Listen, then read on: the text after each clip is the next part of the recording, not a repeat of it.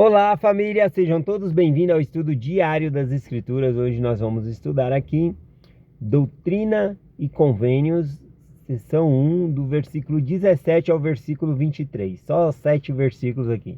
Estou aqui gravando antes de eu entrar para trabalhar aqui, tá bom? Então, rapidinho aqui, vamos estudar uns 7 versículos aqui. O versículo 17, então, diz assim: Portanto, eu, o Senhor, conhecendo as calamidades que adviriam aos habitantes da terra, chamei meu servo Joseph Smith Jr. e falei-lhes do céu e dei-lhes mandamento. Bom, nos versículos anteriores o Senhor falou sobre uma separação que vai haver entre os justos e injustos, calamidades, né, que aconteceriam. Agora, essas calamidades aqui, é notório que são os sinais da segunda vinda, né, que vai acontecer muitas coisas antes, né, e muitas pessoas vão morrer por conta dessas calamidades. Mas aqui ele está falando que chamou justamente Joseph Smith para preparar as pessoas. Porque o que acontece? Não importa se a gente vai morrer por uma calamidade, se é uma morte natural, né? Se é que existe morte natural, né? A gente fala morte natural, mas sempre tem alguma coisa que fez a gente morrer ali, né? Se seja um acidente, alguma coisa. O importante não é como você morre, e sim da maneira que você vive. Essa é uma frase de Samuel Johnson. Ele escreveu assim: não importa como uma pessoa morre, mas sim como ela vive.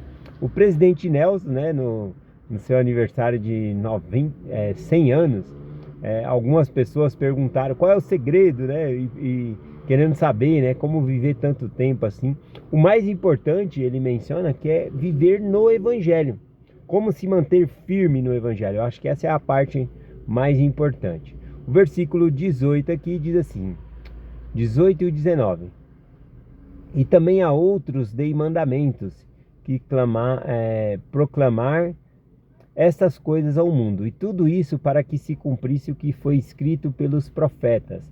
As coisas fracas do mundo virão e abaterão as poderosas e fortes, para que o homem não aconselhe o seu próximo, nem confie no braço da carne. Então aqui está falando que Deus chamou tanto Joseph Smith, mas também nos chamou para pregar o Evangelho, compartilhar o Evangelho.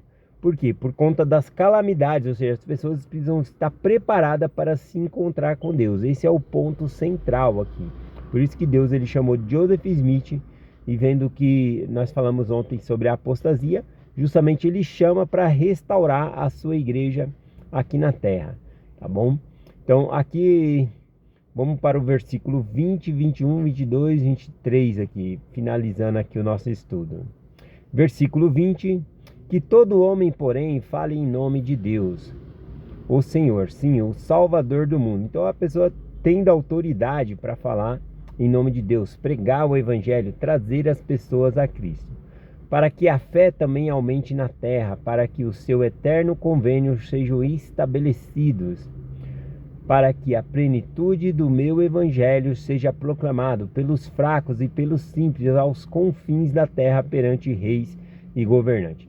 Então, visto aqui que vai acontecer as calamidades, né, muitas coisas que aconteceram, o Senhor chamou Joseph Smith e também nos chamou para proclamar o evangelho, trazer as pessoas a Cristo, né? Conforme falamos, não é importante a maneira que a pessoa morre, mas sim o importante é como ela viveu aqui, para que ela possa ganhar o seu galardão. Bom, aqui, né, eu peguei como referência, porque eu acredito que mais para frente ele vai falar sobre isso, sobre a igreja dele, a importância da igreja de Cristo nos nossos dias para preparar as pessoas para a segunda vinda, para esse encontro com Deus, fazendo convênio, tá bom? Então por isso que ele fala aqui no versículo 22, né? Para que meu eterno convênio seja estabelecido, fazer convênio com o Senhor. Outra coisa que eu gostei aqui é que na parte que ele fala que o evangelho é pregado pelos fracos, né? Pelos humildes. E eu gosto bastante ali em 1 Coríntios capítulo 1, versículo 26 e 27, o apóstolo Paulo falando, né? Dizendo: porque vede, irmão, que a vossa vocação, que não são muitos sábios segundo a carne, nem muitos poderosos, nem muitos nobres são chamados. Ele está falando, olha, para chamados na igreja, não tem pessoas sábias, né? Aqui que ele está querendo dizer é que, por exemplo, nossos dias não é pessoas que têm faculdades, que estão sendo chamadas para ocupar cargos, né? Não somente ocupar o cargo, mas exercer o cargo, né, na igreja, tá bom? Então, um bispo mesmo não é exigido que ele tenha teologia ou algum curso superior para ele ser bispo, tá bom? Então, é por meio do Espírito do Senhor. Então é por meio dos fracos aqui, né, que o evangelho ele é pregado aqui, conforme o Senhor vai falando. E ele continua: e mas Deus escolheu as coisas loucas deste mundo para confundir as sábias. E Deus escolheu as coisas fracas deste mundo para confundir os fortes. Apesar de se referir a nós, né, como os fracos, os humildes, comparado ao conhecimento do mundo, essas coisas, não significa que seremos fracos para sempre. A gente se aprofunda e se torna pessoas melhores. A gente vê quantas perguntas Pedro tinha ao Senhor, né? E às vezes não entendia o que Jesus Cristo estava falando, as parábolas. Sempre eles tinham que recorrer a Jesus Cristo para perguntar o que isso significa, né? E depois, Pedro ele se tornou um gigante, né? Tanto as pessoas que falavam viam a sua inteligência, tá bom? Mas a princípio ele não era tanto assim. Por exemplo, lá em Atos capítulo 4, versículo 13, né? O comentário que se faz lá de Pedro e João é que eles eram pessoas poderosas no falar, mas eles não tinham aprendido, né, essas coisas. Veja só. Então eles, vendo a ousadia de Pedro e João, informados de que eram homens iletrados e ignorantes, se maravilharam, reconhecendo que eles haviam estado com Jesus. Então o ponto é estar com Deus. Quando nós estamos com Deus, nós nos tornamos inteligentes, capacitados, tá bom? À medida que a gente vai estudando o Evangelho. Um exemplo, né? É o começo desses vídeos. Faz 4 anos, vai fazer 5 anos, né? Que nós estamos estudando aqui nesse canal. E nos primeiros vídeos era bem simples que eu compartilhava. Não tinha tanto conhecimento, mas ao aprender a buscar tudo, então hoje em dia eu consigo ter um conhecimento a mais para compartilhar, tá bom? Vou finalizar aqui, já que ele falando aqui de Joseph Smith, que Deus chamou de Joseph Smith, eu peguei uma parte aqui em Malaquias, capítulo 4, versículos 5 e 6, falando aqui sobre que Elias, né, viria antes da segunda vinda de Cristo. Eis que vos envio o profeta Elias, antes que venha o grande e terrível dia do Senhor. E ele converterá o coração dos pais aos filhos, e o coração dos filhos aos seus pais, para que eu não venha e fira a terra com maldição. Esse ferir a terra com maldição aqui significa um desperdício, tá bom?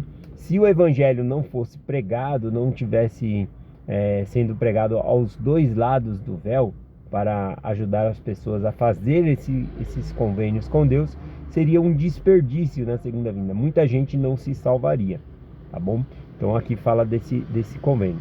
Eu gosto também de que quando o Ângelo Moroni apareceu a Joseph Smith, ele cita essa escritura e ele faz algumas variações, né? Não exatamente como está ali na Bíblia, né? Vamos lá, está lá em Joseph Smith, História, no 1, versículo 38 e 39, diz assim: e também citou o 5º versículo: e eis que vos revelarei o sacerdócio pela mão de Elias, o profeta, antes que venha o grande e terrível dia do Senhor. Então aqui, né, o Ângelo Moroni, quando vai compartilhar com Joseph Smith, ele fala nessa escritura que Deus revelaria o sacerdócio por meio de Elias ali, tá bom? Citou também o versículo seguinte, diferentemente: ele plantará no coração dos filhos as promessas feitas aos pais. Então aqui dá um significado para nós, que em nossos corações vai ser plantada as promessas feitas aos pais. Que pais? Abraão, Isaac, Jacó, as promessas de exaltação, as promessas de ter a vida eterna, é dessas promessas.